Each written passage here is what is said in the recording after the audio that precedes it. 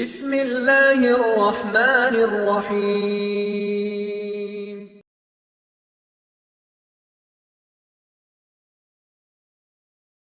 அஸ்ஸலாமு அலைக்கும் வரஹ்மத்துல்லாஹி வபரகாத்துஹ்.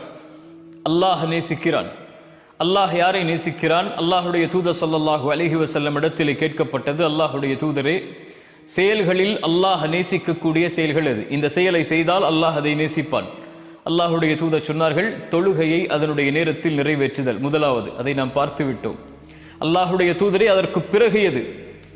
அல்லாஹுடைய தூதர் ஸல்லல்லாஹு அலைஹி வஸல்லம் சொன்னார்கள், இது செயல்களில் அல்லாஹ்விற்கு மிக விருப்பத்திற்குரிய செயல். இந்த செயலை போன்ற செயல் அல்லாஹுடைய தீனில் எதுவும் இல்லை. பிர்ருல் வாலிதைன், பெற்றோர்களிடத்தில் நல்ல முறையில் நன்மையோடு நடந்து கொள்ளுதல்.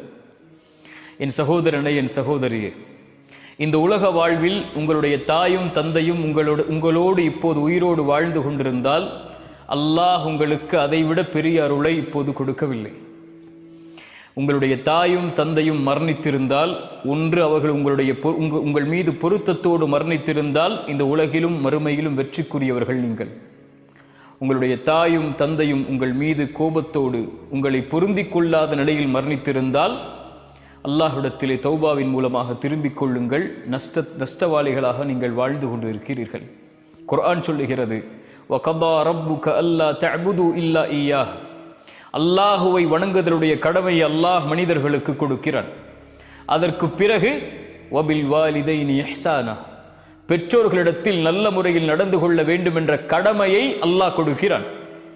அவர்களில் ஒருவரோ இருவரோ வயதை அடைந்து விட்டால் ஃபலா தகுல்லஹுமா உஃபின், அவர்களை பார்த்து சீ என்று வெறுக்கத்திற்குரிய வார்த்தை கூட பேசாதீர்கள். வலா தன்ஹர்ஹுமா, அவர்களை வெறுக்காதீர்கள், விரட்டாதீர்கள். வகுல்லஹுமா கௌலன் கரீமா, அவர்களிடத்திலே கண்ணியமோடு பேசுங்கள். வஹ்ஃபித் லஹுமா ஜனாஹல் ذுல்லி மினர் ரஹ்மா, அவர்களிடத்திலே அருளின் இரக்கத்தின் ரெக்கைகளை தாழ்த்தி கொள்ளுங்கள். இதைவிட பெற்றோர்களிடத்தில் எப்படி நடந்து கொள்ள வேண்டும் என்று குர்ஆன் எப்படி விவரிக்க முடியும்? அல்லாஹ்விடத்திலே கரமேந்தி பிரார்த்தனை செய்யுங்கள். வகுர் ரப்பிர்ஹம்ஹுமா கமா ரப்பயானி ஸகீரா, யா அல்லாஹ், எங்களை சிறு பிள்ளைகளாக இருந்தபோது எங்களை எப்படி இரக்கத்தோடு அன்போடு பாசத்தோடு பரிவோடு எங்களை பார்த்து கொண்டார்களோ அந்த இரக்கத்தை இந்த நிலையில் அவர்களுக்கு நீ கொடுப்பாயாக என்று அல்லாஹ்விடத்திலே பிரார்த்தனை செய்யுங்கள். குர்ஆனுடைய கணக்கிடாத வசனங்கள். அல்லாஹ் சொல்கிறான், வவஸ்ஸைனல் இன்சான பிவாலிதைஹி, பெற்றோர்களிடத்தில் நல்ல முறையில் நடந்து கொள்ளுங்கள்.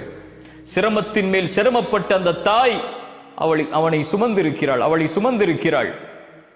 அனிஷ்குருலி ஒலி வாலிதைக், அதனால் எனக்கு நன்றி செலுத்து. அதற்கு பிறகு உன்னுடைய தாய் தந்தைக்கு நன்றி செலுத்து. எதற்கு யா அல்லாஹ் என் தாய் தந்தைக்கு நன்றி செலுத்த வேண்டும்?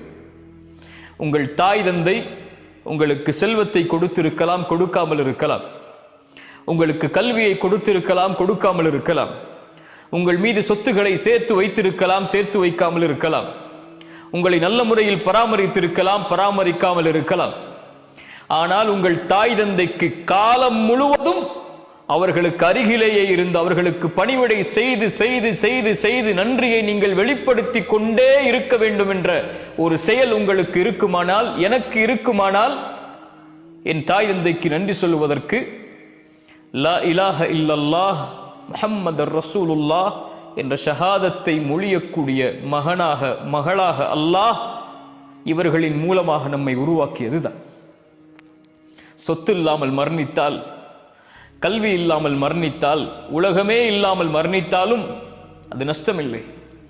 ஆனால் இந்த ஈமான் இல்லாமல் மரணித்தால் அல்லாஹ் அதை இந்த தாய் தந்தை வாயிலாக அல்லாஹ் நமக்கு கொடுத்திருப்பதற்கு நன்றி செலுத்த மறந்து விட்டால், காரணங்களை தேடிக்கொண்டிருந்தால், என் தாய் தந்தைக்கு நான் எதற்கு நன்றி செலுத்த வேண்டும் என்று இதை அறிந்ததற்கு பிறகும் நம்மை விட நஷ்டவாளிகள் யாரும் இல்லை. என் தாய்க்கு நான் நன்றி சொல்கிறேன். அஷ்ஹது அன்ன அல்லா இலாஹ இல்லல்லாஹ் வ அஷ்ஹது அன்ன முஹம்மது ரசூலுல்லாஹ் என் ஷஹாதத்தை மொழிவதற்கு அல்லாஹ் வாயிலாக எனக்கு ஒரு வாய்ப்பை கொடுத்தான். என் தாயே, ஜஸாக்கில்லாஹி ஹைரன், அல்லாஹ் உங்களுக்கு நலவை தரட்டும். உங்களுடைய விஷயத்தில் நான் குறைவுபட்டிருக்கிறேன். அல்லாஹ்விடத்திலே மன்னிப்பை தேடுகிறேன், உங்களிடத்திலும் மன்னிப்பை தேடுகிறேன். என் தாய்க்கு நன்றி.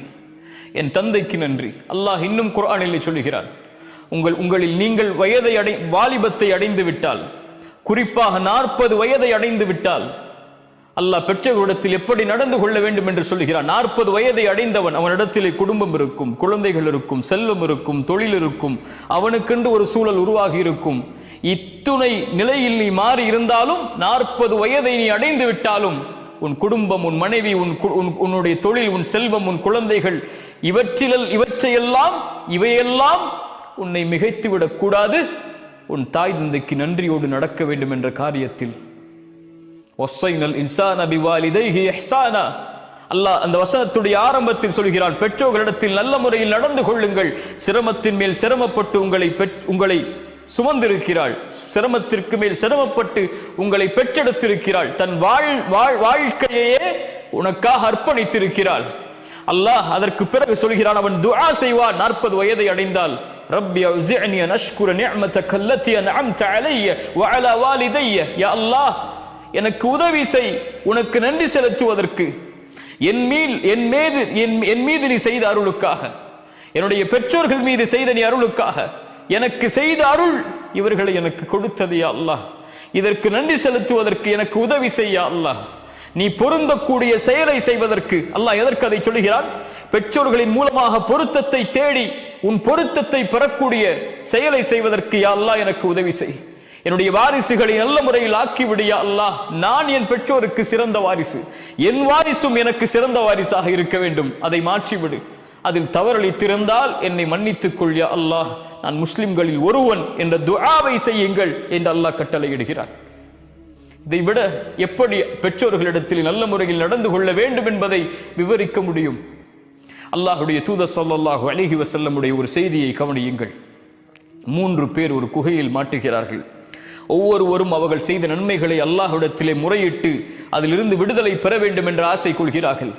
முதலாம் அவர் அழைக்கிறார், யா அல்லாஹ், நான் வாழ்நாளில் எதை செய்திருக்கிறோனோ செய்யவில்லையோ எனக்கு தெரியவில்லை, என்னுடைய பெற்றோர்கள் வயதானவர்கள், நானோ ஒரு காட்டிலே விறகை எடுத்து வரக்கூடிய வேலை செய்கிறேன், நான் என் வழக்கம் எப்படி, என்னுடைய உணவை நான் கொண்டு வந்தால் என்னுடைய வீட்டிற்கு என் மனைவியும் குழந்தைகளும் அதை சாப்பிடுவதற்கு முன்னால் என் பெற்றோர்கள் சாப்பிட்டால் தான் அவர்களுக்கு கொடுப்பேன். ஒரு நாள் இரவிலே நான் வருவதற்கு தாமதமாகிறது, என் பெற்றோர்கள் பசியால் உறங்கிவிட்டார்கள், அவர்களுக்காக கொண்டு வந்த உணவை நான் கொண்டு வந்திருக்கிறேன், என் பிள்ளைகளும் என்னுடைய மனைவியும் பசியில், ஆனால் என் பெற்றோர்கள் சாப்பிடாமல் உறங்கிக் கொண்டிருக்கிறார்கள், அவர்களை எழுப்புவதற்கு கூட, அந்த சிரமத்தை கொடுப்பதற்கு கூட எனக்கு மனம் நாடவில்லை, அவர்களுடைய தலையில் அருகிலேயே அமர்ந்திருக்கிறேன், காலை விடியும் வரை அவர்களுக்கு அருகிலேயே அமர்ந்திருந்து அவர்கள் எழுந்து அந்த உணவை சாப்பிட்டதற்கு பிறகுதான் என்னுடைய மனைவிக்கும் என்னுடைய பிள்ளைகளுக்கும் கொடுத்தேன். யா அல்லாஹ், இந்த செயலை நீ ஏற்றுக்கொண்டிருந்தால் இந்த சோதனையிலிருந்து எனக்கு விடுதலை கொடு. அல்லாஹ் விடுதலையை கொடுக்கிறான். உங்கள் மனைவி உங்களுடைய தாய்க்கு பணிவிடை செய்வதிலிருந்து உங்களை மிகைத்திருந்தால், உங்களுடைய குடும்பம், உங்களுடைய குழந்தை, உங்களுடைய செல்வம், உங்களுடைய தொழில், இவையெல்லாம் உங்கள் பெற்றோர்களுக்கு பணிவிடை செய்வதிலிருந்து உங்களை மிகைத்திருந்தால், இவை அனைத்தும் அல்லாஹ்விடத்தில் தடுக்கப்பட்டவை. என்ன செயல் இருக்கிறது அல்லாஹ்வுடைய தீனில்? என் ரப்பை நெருங்குவதற்கு என்று ஒருவன் கேட்டால் இதைவிட வேறு எந்த செயலும் இல்லை. அப்துல்லா இப்னு அப்பாஸ் இடத்தில் ஒரு ஓடி வருகிறார். அப்துல்லா இப்னு அப்பாஸே, ஒரு பெண்ணை திருமணம் செய்ய வேண்டும் என்று ஆசைப்பட்டேன், பெண் பேசினேன், அவளும் ஒத்துக்கொண்டாள், ஆனால் என்னை விட்டு இன்னொருவரை பெண் மணமகனாக ஏற்றுக்கொண்டாள். என்னால் கோபம் தாங்க முடியவில்லை, அந்த பெண்ணை நான் கொலை செய்து விட்டேன், அதற்குரிய தண்டனையை நிறைவேற்றுங்கள், ஆனால் எனக்கு அல்லாஹ்விடத்திலே மன்னிப்பு உண்டா? அப்துல்லா இப்னு அப்பாஸ் கேட்டார்கள், உன்னுடைய தாய் உயிரோடு இருக்கிறார்களா? அவர் கேட்டார், இல்லை, என் தாய் உயிரோடு இல்லை, மரணித்து விட்டார்கள். அப்படி என்ற அல்லாஹ்விடத்திலே தௌபா செய், அல்லாஹ்விடத்திலே நெருங்குவதற்குரிய காரியங்களை தேடிக்கொள். அங்கிருந்த நபித்தோழர் கேட்டார், தோழரை அப்துல்லா இப்னு அப்பாஸ் அவர்களே, ஏன் அவரிடத்திலே அவருடைய தாயை குறித்து விசாரித்தீர்கள்? அப்துல்லா இப்னு அப்பாஸ் என்ன சொன்னார் தெரியுமா? என் மரணம் வரை என் உள்ளத்தில் எழுதப்பட வேண்டிய வார்த்தை அது. என் தாயுடைய அழைப்பு என்னுடைய உலகத்திலே இருக்கும் வரை எழுதப்பட வேண்டிய வசனம் அது.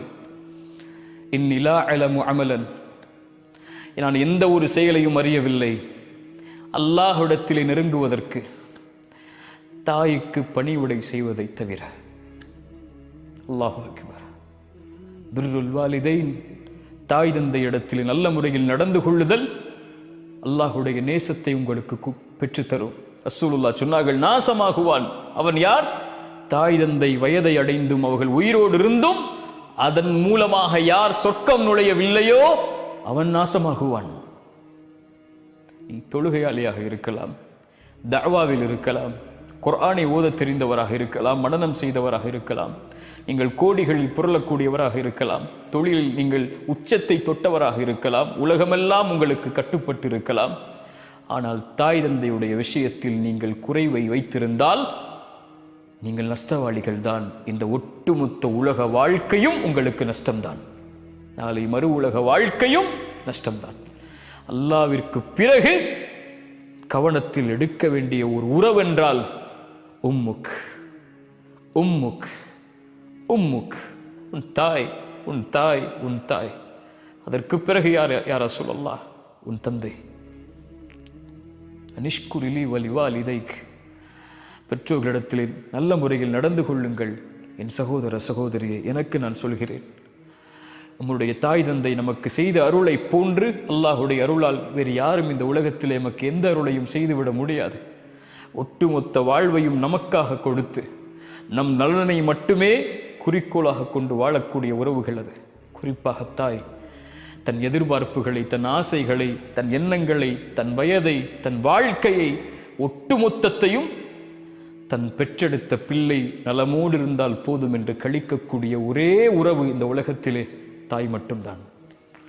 அந்த தாயை நோவினை செய்து, அந்த தாய்க்கு சிரமத்தை கொடுத்து, அந்த தாயை தள்ளி வைத்து விட்டு, அந்த தாயை உதறி தள்ளிவிட்டு எந்த ரப்பை வணங்கப் போகிறோம்? அல்லாஹ்விடத்திலே நேசத்துக்குரிய அமல் தாய் தந்தை இடத்திலே நல்ல முறையில் நடந்து கொள்ளுதல்.